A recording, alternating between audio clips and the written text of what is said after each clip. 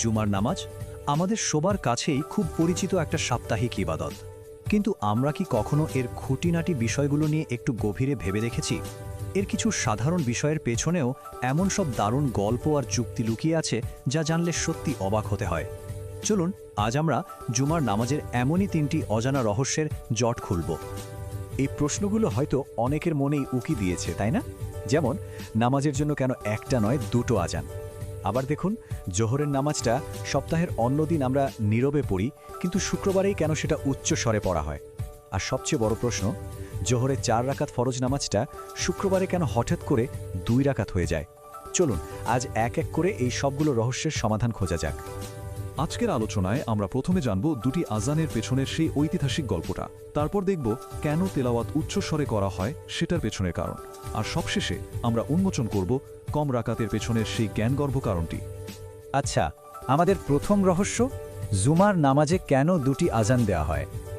এর পেছনের গল্পটা কিন্তু দারুণ ইন্টারেস্টিং। আর এটা জানতে হলে আমাদের একটুখানি টাইম ট্রাভেল করে ফিরে যেতে হবে ইসলামের শুরুর দিনগুলোতে। ব্যাপারটা জানলে হয়তো অবাক হবেন যে স্বয়ং নবীর সাল্লাল্লাহু আলাইহি সাল্লাম যুগে জুমার জন্য আজান ছিল মাত্র একটা, যেটা খুতবা শুরু হওয়ার ঠিক আগ মুহূর্তে দেওয়া হতো। কিন্তু খলিফা উসমানের রার সময়ে একটা নতুন পরিস্থিতি তৈরি হলো। মদিনা শহর তখন আকারে আর জনসংখ্যায় দুটোতেই অনেক বেড়ে গেছে, ফলে একটা সমস্যা দেখা দিল। শহরের দূরের প্রান্তে যারা থাকতো তারা ওই একটা আজান শুনে প্রস্তুতি নিয়ে মসজিদে আস্তে আস্তেই খুতবা শুরু হয়ে যেত, এমনকি শেষও হয়ে যেত।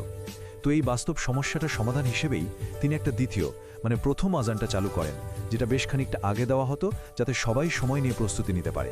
পরে উমাইয়া খালিফা হিশাম ইবনে আব্দুল মালেকের সময়ে এই ব্যবস্থাটাই পাকাপাকিভাবে চালু হয়ে যায়। তাহলে দেখুন বিষয়টা কত পরিষ্কার হয়ে গেল। একটা আজান ছিল ইবাদত শুরুর তাৎক্ষণিক সংকেত, কিন্তু দুটো আজান চালু হলো একটা ক্রমবর্ধমান সমাজের বাস্তব প্রয়োজন মেটাতে। প্রথমটা হলো সবাইকে খবর দেওয়ার জন্য একটা অ্যানাউন্সমেন্টের মতো, আর দ্বিতীয়টা হলো যারা মসজিদে উপস্থিত তাদের জন্য ইবাদত শুরু হওয়ার চূড়ান্ত ঘোষণা। এবার চলুন আমাদের দ্বিতীয় রহস্যের দিকে যাওয়া যাক। জুমার নামাজে কেরাত কেন উচ্চস্বরে বা সশব্দে পড়া হয়, যেখানে সপ্তাহের অন্য দিনগুলোতে ঠিক একই সময়ে জোহরের নামাজটা আমরা নীরবে পড়ি? এর পেছনেও একটা দারুণ লজিক্যাল কারণ আছে। এই বিষয়টা বুঝতে হলে আমাদের দুটো আরবি শব্দ একটু চিনে নিতে হবে। একটা হলো জাহরি, যার মানে হলো উচ্চ স্বরে বা সরব তেলাওয়াত, মানে যা অন্যরা শুনতে পায়, আর দ্বিতীয়টা হলো সিররি, যার মানে হলো নীরবে বা অনুচ্চ স্বরে তেলাওয়াত। এই সশব্দে আর নীরবে পড়ার কারণটাও কিন্তু লুকিয়ে আছে ইসলামের ইতিহাসের গভীরে। মক্কায় যখন মুসলিমরা নামাজ পড়তেন তখন পরিবেশটা ছিল খুবই প্রতিকূল আর শত্রুতাপূর্ণ। তারা যখনই উচ্চস্বরে কোরআন তেলাওয়াত করতেন তখনই চারপাশ থেকে বিরোধীরা এসে ঠাট্টা বিদ্রুপ করত আর ইবাদতে বাধা দেওয়ার চেষ্টা করত। কোরআনের ঐশ্বরিক বাণীকে থামিয়ে দেওয়ার জন্য তারা ইচ্ছে করে হইচই করত, শীষ দিত, হাততালি বাজাত। ভাবা যায়? ঠিক এই কারণেই দিনের বেলার নামাজগুলোতে অর্থাৎ জোহর আর আসরে নীরবে বা সিঁড়ি তেলাওয়াতের রীতিটা চালু হয়। উদ্দেশ্য ছিল একটাই, যাতে শান্তিমতো নামাজটা আদায় করা যায়। কিন্তু মদিনায় হিজরতের পর পুরো ছবিটাই 180 ডিগ্রি ঘুরে গেল। সেখানকার সমাজ ছিল বন্ধুত্বপূর্ণ আর ইসলামের জন্য অত্যন্ত স্বাগতপূর্ণ। ফলে সেখানে কোনো বাধা ছাড়াই কোরআনের বাণীকে উচ্চস্বরে সুন্দরভাবে সবার কাছে পৌঁছে দেওয়ার একটা দারুণ সুযোগ তৈরি হয়। আর যেহেতু জুমার নামাজ মদিনাতেই প্রথম প্রাতিষ্ঠানিকভাবে শুরু হয়েছিল, তাই এই নামাজের কেরাত জাহরি বা উচ্চস্বরে পড়ার রীতিটাই চালু হয়ে যায়। এবং এবার আমরা চলে এসেছি আমাদের শেষ এবং সম্ভবত সবচেয়ে গুরুত্বপূর্ণ রহস্যে। কেন জুমার ফরজ নামাজে 4 রাকাতের বদলে মাত্র 2 রাকাত পড়া হয়? এর উত্তরটা সরাসরি জ্ঞান অর্জনের ধারণার সাথে ভীষণভাবে জড়িত। আমরা তো সবাই জানি সপ্তাহের অন্য দিনগুলোতে জোহরের ফরজ নামাজ হয় 4 রাকাত, কিন্তু শুক্রবার এলেই সেই সংখ্যাটা কমে অর্ধেক হয়ে যায়, অর্থাৎ মাত্র 2 রাকাত। প্রশ্নটা তো খুবই স্বাভাবিক, তাই না? বাকি 2 রাকাত গেল কোথায়? এটা কি শুধু নামাজ কমানোর জন্য একটা ছাড়, নাকি এর পেছনে আরও গভীর কোনো উদ্দেশ্য লুকিয়ে আছে? উত্তরটা হলো, ওই 2 রাকাত নামাজকে আসলে বাদ দেওয়া হয়নি, বরং তাকে প্রতিস্থাপন করা হয়েছে 2টি খুতবা বা ভাষণ দিয়ে। অর্থাৎ 2টি খুতবা মনোযোগ দিয়ে শোনাকে নামাজের মতোই বাধ্যতামূলক এবং সওয়াবের অংশ করে তোলা হয়েছে। এর মাধ্যমে আসলে জ্ঞানার্জনকে ইবাদতের এক অবিচ্ছেদ্য আর আবশ্যিক অংশ বানানো হয়েছে। কি অসাধারণ একটা ধারণা, তাই না? তার মানে দাঁড়াচ্ছে জুমার নামাজের পুরো কাঠামোটা এমনভাবে ডিজাইন করা হয়েছে যেখানে জ্ঞান অর্জন করা এবং বিষয়গুলোকে বোঝা বা উপলব্ধি করাকে শারীরিক এবাদতের সমান মর্যাদা দেওয়া হয়েছে।